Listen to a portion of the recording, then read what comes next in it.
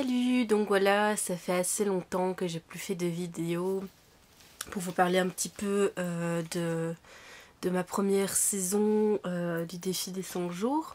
Donc alors, aujourd'hui j'en suis à mon 8e jour, voilà, donc il y a déjà une bonne semaine qui est passée depuis que j'ai commencé le défi. Et il y a déjà pas mal de choses qui sont, entre guillemets, un peu réalisées, mises en place. Enfin, j'ai remarqué des petites choses comme ça qui sortent un petit peu. Enfin voilà, donc j'avais envie d'en parler. Donc de faire un espèce de bilan vidéo, même si j'ai déjà fait un petit bilan le 5e jour. Je voulais faire un bilan ici pour vous parler de ce qui s'est passé cette semaine. Je vais essayer de tout me rappeler. Alors, au début, j'ai reçu le livre chez mon copain. Et j'ai commencé l'exercice chez mon copain, un petit peu comme ça, voilà. Mais j'ai plus commencé vraiment ici chez moi. Donc en fait, j'ai commencé par des exercices simples. Donc j'ai commencé par écrire dans le livre, écrire ma vision de l'abondance, tout ce genre de choses. Être dans la gratitude, donc faire une liste avec la gratitude, tout ça. Et à remplir mes intentions, mes intuitions, etc. Mais j'ai beaucoup de mal à suivre mon intuition. J'ai du mal à savoir ce qu'elle est vraiment. Enfin, il y a quelques fois où je savais vraiment ce qu'était mon intuition, mais là, il y a plusieurs fois où j'étais là, je savais pas trop en fait. Je sais pas trop ce qu'est mon intuition en fait. Peut-être que je dois creuser et chercher, et, même en méditant et tout, j'arrive pas à savoir exactement ce qu'est mon intuition. Enfin, j'ai un peu du mal à écouter ça. Je pense qu'en fait, peut-être que je pense trop, que je pense... Enfin, c'est... je connais mes intentions, je sais ce que je vais faire, mes intentions, etc. Mais mes intuitions, j'ai un peu plus du mal à les écouter, à savoir, etc. Je devais peut-être prendre plus... Pardon. Le temps de me poser, de méditer. Pourtant, je le fais, mais... Je sais pas, il n'y a pas d'idée qui me sort comme ça. J'espère que ça va arriver parce que pour l'instant, j'ai un peu du mal à creuser et à savoir mes intuitions. Donc mes intentions principales, ça a souvent été souvent la même chose. J'ai toujours mis comme intention de peindre. Donc voilà, j'ai pratiquement terminé ma peinture. Il reste encore... je dois encore peindre un peu le noir sur un morceau. Et puis je dois encore peindre... enfin, je vais vous montrer, comme ça vous allez voir ce qui reste à peindre par rapport à avant. Voilà, il n'y a plus grand chose à peindre. Il y a encore l'intérieur de la fille à peindre. Et puis le noir ici, puis les harpes. Repeindre un peu ici le texte. Et ici le blanc, c'est du blanc fait exprès. C'est pas un morceau manquant. C'est parce que je voulais du blanc là. Donc voilà, il n'y a plus énormément à peindre. Donc j'ai déjà pas mal avancé et je suis vraiment super contente parce que avant, pour me motiver à peindre, je trouvais pas de motivation, d'inspiration, etc. Donc voilà. Et le fait d'écrire cette intention-là dans le cahier, ça me motive à me dire il faut vraiment que je m'y mette et que je peigne. Donc je crois que la caméra est... Ah. Voilà, c'est mieux comme ça. Hop.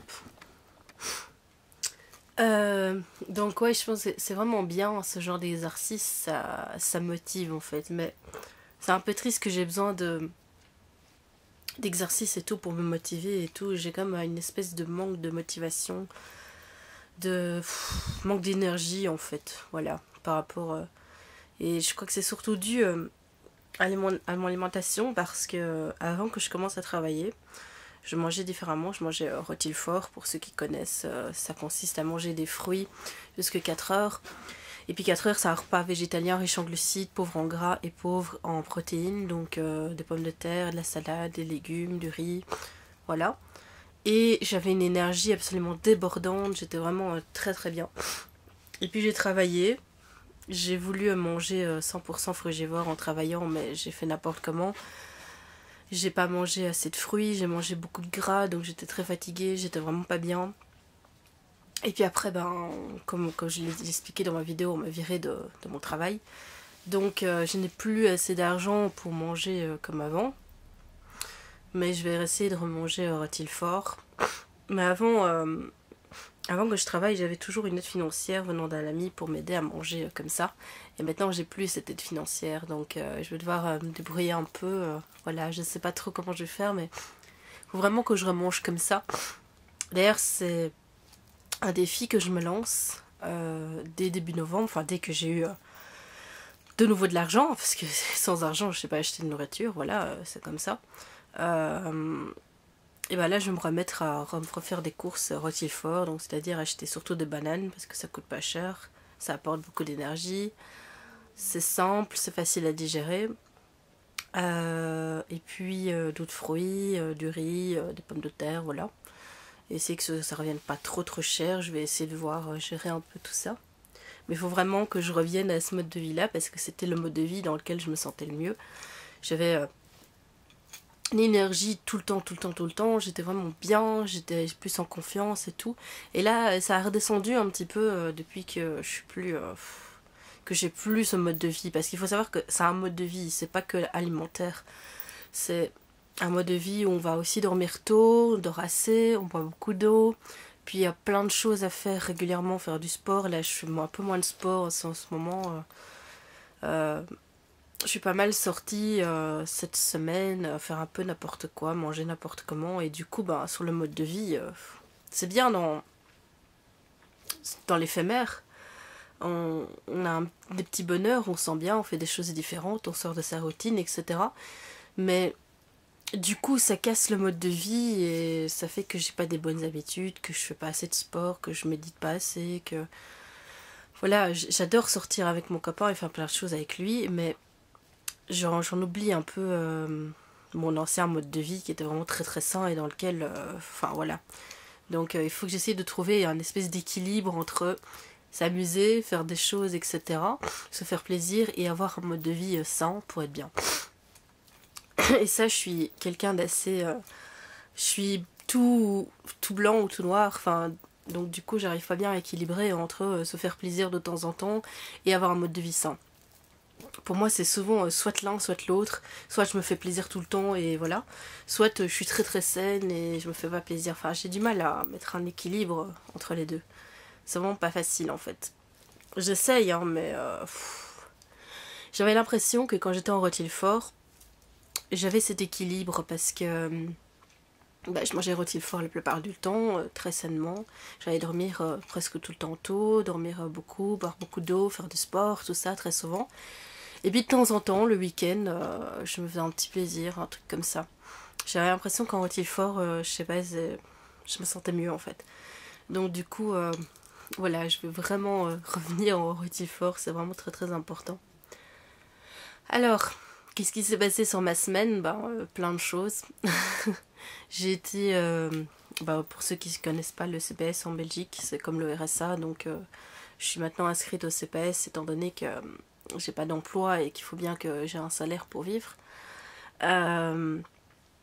Donc on a été voir pour un travail. Mais ce qui est bien, c'est que... mais je crois que j'avais déjà expliqué ça dans une vidéo. Je sais plus, je pense que j'avais expliqué ça. Je sais pas si ça vaut la peine que je le réexplique, vu que si je l'ai déjà expliqué. Enfin voilà, j'ai été dans un milieu très alternatif, à Louvain-la-Neuve. Et j'avais cette espèce d'intuition que je dois vivre là-bas, mais... je sais pas comment aller vivre là-bas. Il paraît que c'est très compliqué de vivre là-bas. Qu'il faut un projet artistique. Bon, c'est vrai que je peins et tout, mais j'ai pas spécialement de projet avec d'autres gens et tout, donc je sais pas trop comment m'y prendre et voilà. Mais ça me plairait vraiment bien d'aller habiter là pendant quelques mois, quelques temps, mais le problème c'est que je serais un petit peu loin de mon copain. Enfin, je suis déjà loin de mon copain, ça va faire encore plein de trajets. Et puis il faut que je trouve un travail pour pouvoir payer un loyer, parce que si j'habite là-bas, même si c'est peut-être moins cher, que c'est des roulottes, etc., il y a quand même sûrement un loyer à payer et tout ça. Donc voilà, ça me plairait pas mal d'habiter là-bas en fait. Et donc, comme je l'ai dit, voilà, cette semaine, il s'est passé pas mal de choses. Disons que j'ai l'impression que ce livre m'aide à être plus motivée, à faire plus de choses, qu'il y a plus de choses qui se passent. Mais j'ai remarqué que depuis que je suis dans l'attraction, la positivité, etc., même si tout n'est pas parfait, j'ai l'impression qu'il y a quand même des tout petits trucs que je remarquais pas avant et qui font que je me sens bien en fait, que je me sens équilibrée, etc. Par exemple, j'ai remarqué à quel point mon copain est vraiment très gentil. Et, enfin, j'avais juste demandé à la loi de l'attraction de ne plus avoir un copain égoïste, égocentrique, qui pense qu'au sexe, ce genre de choses. Et mon copain est tout l'inverse de ça, il est adorable, enfin, il est très attentionné, à l'écoute, généreux, enfin, tout ce que je voulais en fait. Donc ça c'est vraiment génial, déjà. Et puis j'ai l'impression que depuis que je suis là-dedans, même si y a un truc qui va pas, ça dure pas très longtemps et tout de suite ça va de nouveau mieux. Par exemple, des bêtes trucs. Ce week-end, on est parti faire une teuf en Flandre et on a dû faire du stop et tout. Ça m'énervait un peu parce que je me dis on va devoir marcher pendant 2 heures et tout. J'étais déjà un peu fatiguée et tout. Et finalement, on a réussi à trouver faire du stop en à peine 5 minutes. On a trouvé quelqu'un. Donc tout s'arrange. Ensuite, pour le retour, j'ai fait du stop toute seule avec mon copain. Là, quand on est parti, on était à 4. Et puis là, pour le retour, on était juste les deux.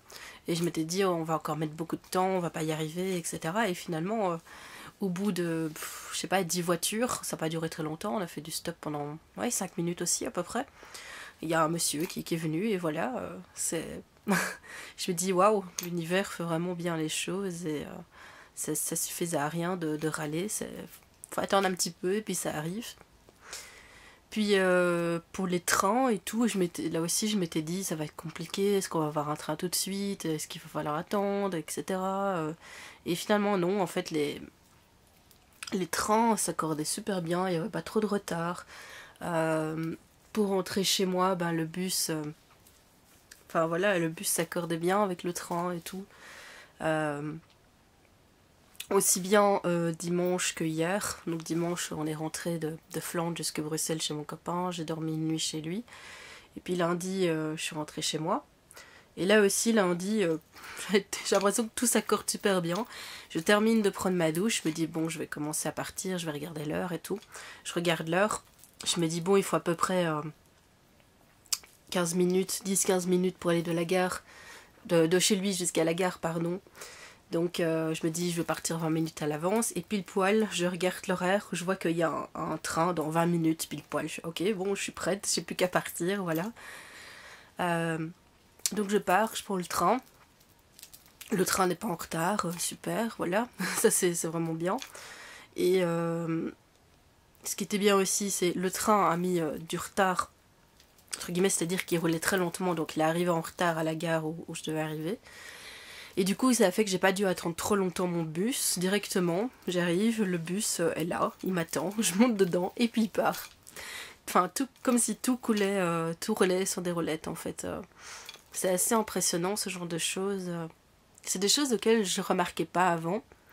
Et maintenant que j'en prends conscience, je me dis en fait c'est chouette que toutes ces petites choses qui arrivent, qui sont si bien faites comme ça, des horaires de train qui s'accordent super bien alors que d'habitude non, enfin toutes des petites choses comme ça auxquelles je faisais pas attention avant et qui maintenant se réalisent. Enfin c'est vraiment, j'ai l'impression que c'est c'est depuis que je me concentre sur ça ou je sais pas, puis je me prends moins la tête aussi, je laisse plus couler les choses, je me dis avant que j'avais plus tendance à m'énerver beaucoup pour la moindre petite chose. Bon, je m'énerve encore un peu maintenant, mais beaucoup moins, et je m'énerve moins longtemps.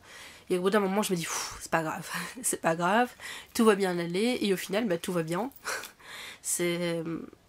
Parfois, avec mon copain, on stresse un peu parce qu'on a peur que le bus n'arrive pas, qu'il va arriver beaucoup en retard, et on se dit, c'est bon, on va attendre un peu, il va arriver, et voilà, et il arrive. C'est... Voilà, je me dis, ça sert à rien de trop s'énerver, de trop stresser et tout. Il faut laisser prendre l'instant présent et laisser faire un peu les choses, laisser faire un peu l'univers. Et au final, tout se met bien en place comme il faut en fait. Et plus on est souriant, plus on est dans la gratitude, plus on est positif, plus il y a plein de belles choses qui nous arrivent et on finit par en prendre conscience. Que ce soit des toutes petites choses comme celles que je viens de dire, ou des plus grosses choses comme, je sais pas moi, une grosse rentrée d'argent ou quelque chose d'immatériel. Enfin, voilà. J'ai l'impression que l'univers fait en sorte que je finis toujours par me débrouiller et tout finit par quand même par bien se passer. Par exemple, il y a une fois où je m'étais retrouvée un mois sans pratiquement plus d'argent, il fallait que je termine ma semaine et j'avais plus d'argent pour terminer ma semaine. Et là, l'univers m'a envoyé, a fait en sorte que je puisse avoir 20 € et j'ai pu avoir terminé ma semaine avec les 20 €. Voilà, c'est à chaque fois comme ça en fait. J'arrive pas à terminer mon mois. Il y a soit quelqu'un qui va m'aider alors que je ne lui ai pas demandé, soit quelque chose que je vais pouvoir vendre ou quelque chose, enfin il y a toujours un petit truc qui arrive pile poil quand il faut et qui peut faire en sorte qu'au moins je termine ma semaine et que je puisse manger. En fait, je me suis jamais retrouvée sans vraiment de nourriture, même si j'ai déjà eu des moments où j'avais pas vraiment la nourriture que je voulais, où j'avais de la nourriture un peu entre guillemets de pas très bonne qualité, sous marque, etc. Mais au moins j'avais quelque chose, quoi. Je me dis qu'en fait j'ai beaucoup de chance parce qu'il y a des gens qui sont dans la rue, qui n'ont pas de nourriture, qui n'ont rien, qu'on n'aide pas, etc. Et moi au final j'ai beaucoup de chance parce que on finit toujours par m'aider, on finit toujours par m'écouter. Il y a toujours quelqu'un, même s'il y a plein de gens qui ne m'aiment pas, qui mettent des commentaires méchants, ce genre de choses, il y a toujours une ou deux personnes qui arrivent comme ça sans que j'ai demandé pour me défendre ou pour m'aider tout simplement. Alors que j'ai rien demandé en fait. Et c'est ça qui est merveilleux, c'est toutes ces petites choses qu'on n'a pas demandé mais qui arrivent et qu'au final je fais que les remercier qu'elles arrivent parce que ça fait vraiment plaisir en fait. Et je souhaite que ce genre de choses arrive à tout le monde, vraiment des petits bonheurs, qu'on en prenne conscience, qu'on vienne nous aider pile poil au bon moment où on en a besoin. Enfin, vraiment, je pense que c'est très important de prendre conscience de tout ça. Et tout le monde devrait en bénéficier. Je dis pas que tout le monde devrait être milliardaire et tout ça, mais tout le monde devrait au moins avoir le bonheur et avoir au moins de quoi manger et avoir au moins un toit. Enfin, ça devrait être capital en fait. Tout le monde devrait avoir au moins de quoi vivre, quoi. Enfin voilà. Pour moi c'est super important. Voilà.